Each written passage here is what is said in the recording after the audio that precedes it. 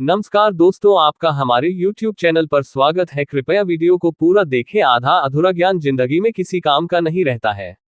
तो प्यारे दोस्तों, 13वां वर्ष पूरा होने पर पांडव विराट की राजधानी छोड़कर एक अन्य नगर उपलव्य में रहने लगे।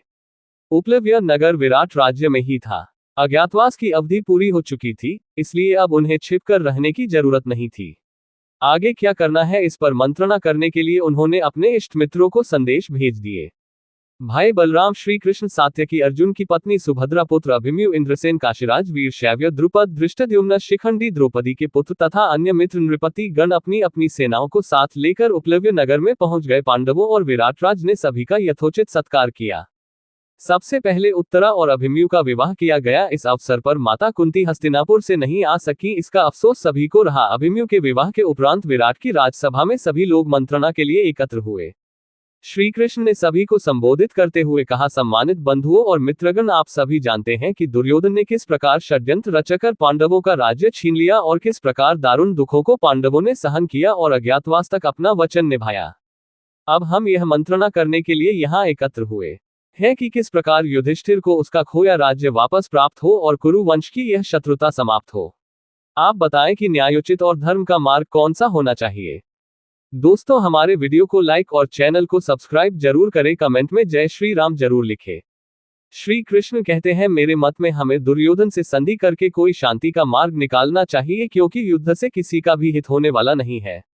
व्यर्थ में निर्दोष लोगों की जानें जाएंगी और विकास का क्रम रुक जाएगा। बलराम बोले, कृष्ण ने जो सलाह दी है मुझे यही न्यायोचित लगती है। यदि शांतिपूर्वक बिना युद्ध किए पांडवों को अपना आधा राज्य वापस मिल जाए तो इससे दोनों पक्षों को लाभ होगा, सभी सुख चैन से रह सकेंगे।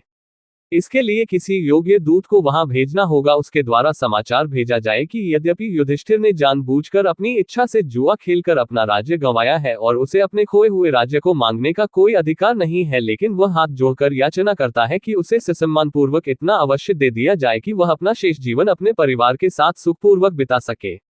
बलराम की बात सुनकर पांडवों का हितैषी यदुकुल वीर सात्यकी क्रोध में भरकर उठ खड़े हुए और बोले, बलराम जी की बातें कतई न्यायोचित नहीं है। युधिष्ठिर को जुए के खेल में कपट से हराया गया था। यह अन्याय है और अधर्म है। ये दुर्योधन के आगे झुककर याचना करे, भीख मांगे, यह मैं कदापि सहन नहीं कर सकता। शत्रुओं के आगे हाथ पसारने से अच्छा तो युद्ध करके प्राण देना उचित है। सात्यकी की बात का समर्थन राजा द्रुपद ने किया। सात्यकी का कथन सर्वथा उचित है। हमें विलंब न करके युद्ध की तैयारियां करनी चाहिए। श्री कृष्ण ने बहस को रोकते हुए कहा, पांचाल राज की सलाह उचित है। ये सलाह राजनीति के अनुकूल है। उचित यही होगा कि पहले एक दूत वहां भेजा जाए और वह न्यायोचित रूप से संधि की बात करे। श्री कृष्ण की बात सभी ने मान ली। श्री कृष्ण बलराम सहित द्वारका लौट गए। हस्तिनापुर में युद्ध की आशंका से चिंता का माहौल था। धृतराष्ट्र अपने पुत्रों की हठधर्मिता से परेशान थे तो कुंती अपने पुत्रों के लिए चिंतित थी। धृतराष्ट्र, विदुर, भीष्म, द्रोणाचार्य आदि दुर्योधन को बार बार समझाने का प्रयास किया, किंतु वह पांडवों को कुछ भी वापस करने लिए तैयार नहीं था। कुंती को यह डर था कि पितामह भीष्म, द्रोण, कृपाचार्य जैसे अजेय महारथियों को उसके पुत्र किस तरह परास्त कर पाएंगे। जिन दिनों दोनों ओर से युद्ध की तैयारियां चल रही थीं, उन्हीं दिनों अंतिम प्रयास करने शांतिदूत बनकर हस्तिनापुर पहुंचे। वहां वासुदेव कृष्ण का जोरदार सत्कार हुआ। उनके साथ सात्यकी भी थे। राजमाता कुंती से भी कृष्ण ने भेंट की। कुंती ने अपने पुत्रों और परिवार के अन्य लोगों का कुशल समाचार पूछा तथा आने वाले अमंगल के लिए अपनी चिंता व्यक्त की। श्री कृष्ण ने कुंती को सांत्वना दी और उन्हें कर्ण से भेंट करने की सलाह दी। यदि कर्ण पांडवों की ओर आ जाए तो दुर्योधन का हौसला पस्त हो जाएगा।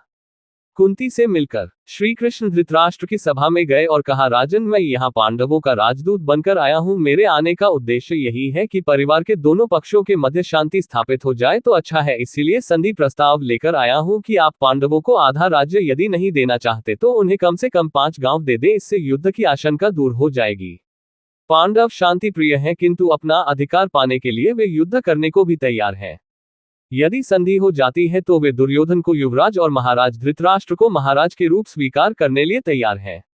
श्री कृष्ण की बात सुनकर दुर्योधन तेजी से खड़ा हुआ और बोला, मधुसूदन, आप पांडवों के हितैषी हैं, किंतु मेरा इसमें दोष कहाँ है। युधिष्ठिर तो स्वयं ही अपना राज्य स्वेच्छा से हार गए हैं। खेल की शर्त के अनुसार ही उन्हें 12 वर्ष का वनवास और 1 वर्ष का अज्ञातवास भोगना पड़ा। इसमें मैंने कौन सा अपराध कर दिया। आप मुझे युद्ध की धमकी से मत डराए। आप हमारा उत्तर सुन लीजिए। मैं युद्ध किए बिना सुई की नोक के बराबर भी पांडवों को भूमि नहीं दूंगा। 5 गांवों की बात तो बहुत बड़ी है। दुर्योधन की बात सुनकर श्रीकृष्ण ने कहा, दुर्योधन, जब विनाश का समय निकट होता है तो व्यक्ति की बुद्धि उसका साथ छोड़ देती है। क्या तुम अपने दुष्कर्मों को भूल गए? द्रौपदी को भरी सभा में जिस प्रकार तुमने अपमानित किया, वही अकेला दोष अब तुम्हारी मृत्यु का कारण बनेगा। कृष्ण ने धृतराष्ट्र और पितामह भीष्म की ओर देखकर कहा, पितामह, समझाओ इस नासमझ को, एक अकेला ये सारे कौरवों के विनाश का कारण बनेगा। इससे अच्छा तो यही है कि पूरे देश को बचाने के लिए एक दुर्योधन का त्याग कर दिया जाए। श्री कृष्ण की बात पर धृतराष्ट्र ने विदुर से कहा, विदुर, मैं भी वही चाहता हूं जो श्री कृष्ण को प्रिय है, किंतु मैं क्या करूं? मुझमें इतनी शक्ति नहीं है कि मैं अपने पुत्रों को समझा सकूं। मैं विवश हूं, विदुर, तुम ही दुर्योधन को समझाओ। ये सब सुनकर दुर्योधन क्रोध से आग बबूला हो गया और चिल्लाया, दुशासन, इस दूत श्री कृष्ण को बंदी बना लो, सारे झगड़े की जड़ यही है। दुर्योधन और दुशासन की चेष्टा देखकर सारी सभा सन्न रह गई। इससे पहले वे कुछ कहते श्री कृष्ण हंसे और दुशासन तथा सैनिकों को पास आते देख एकाएक अपने विशाल रूप में आ गए। श्री कृष्ण का विश्व रूप देखकर सारी सभा चमत्कृत रह गई। पल भर के लिए धृतराष्ट्र ने भी अपनी अंधी आंखों में ज्योति अनुभव की और उनके मुख से निकला, हे कमल नयन, मेरा अहोभाग्य जो मुझे आपके विश्वरूप के दर्शन हुए। अब इन नेत्रों से मैं कुछ और देखना नहीं चाहता, मेरी दृष्टि फिर से नष्ट हो जाए। ऐसी प्रार्थना करते ही धृतराष्ट्र की दृष्टि चली गई। दुर्योधन कांप कर रह गया। सात्यकी और विदुर श्रीकृष्ण के पास अगल बगल चले गए। श्रीकृष्ण ने विधिवत सभी सभासदों से आज्ञा ली और राजसभा छोड़कर चले गए। श्री कृष्ण सीधे कुंती के पास पहुंचे और पूरा हाल उन्हें कह सुनाया, बुआ, कौरवों का काल निश्चित है, युद्ध अब अनिवार्य है। कुंती बोली, कृष्णा, मेरे पुत्रों से कहना, क्षत्रिय माताएं जिस क्षण के लिए पुत्रों को जन्म देती हैं, वह क्षण अब आ पहुंचा है। उन्हें मेरा आशीर्वाद देना, अब तुम ही उनके रक्षक हो। श्री कृष्ण तत्काल रथ पर आरूढ़ होकर उपलब्ध नगर की ओर प्रस्थान कर गए।